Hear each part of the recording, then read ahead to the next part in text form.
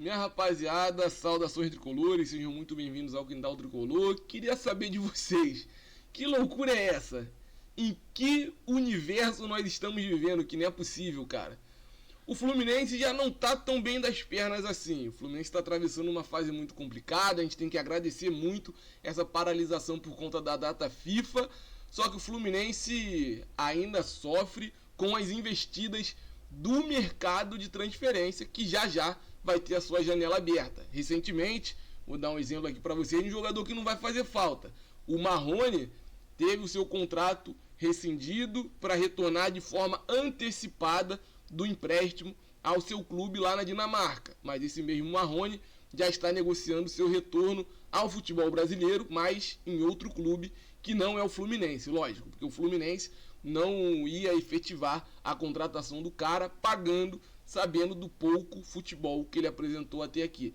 Mas ainda assim, surgem outras especulações envolvendo os jogadores do Fluminense, como por exemplo o John Kennedy, que é um moleque de Xerém, tem 21 anos, essa temporada tem recebido muitas oportunidades, em algumas delas ele até que aproveitou bem, já tem os seus golzinhos nessa temporada.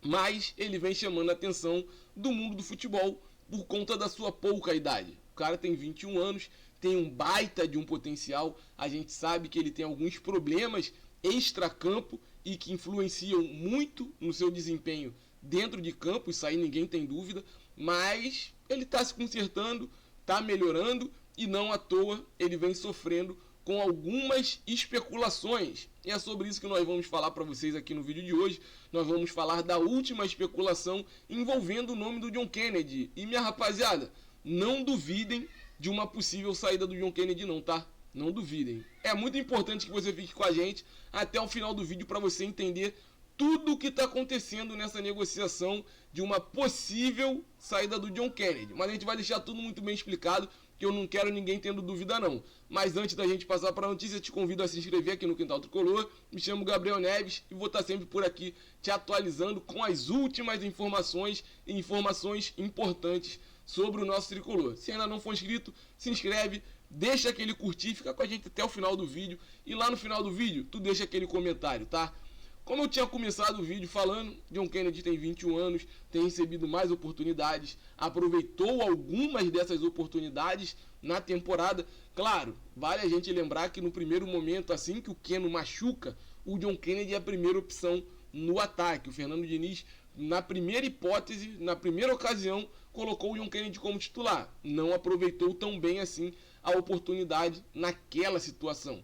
Mas depois o John Kennedy veio mostrando um bom repertório. Ele consegue jogar pelo lado do campo, consegue jogar como 9 propriamente ali.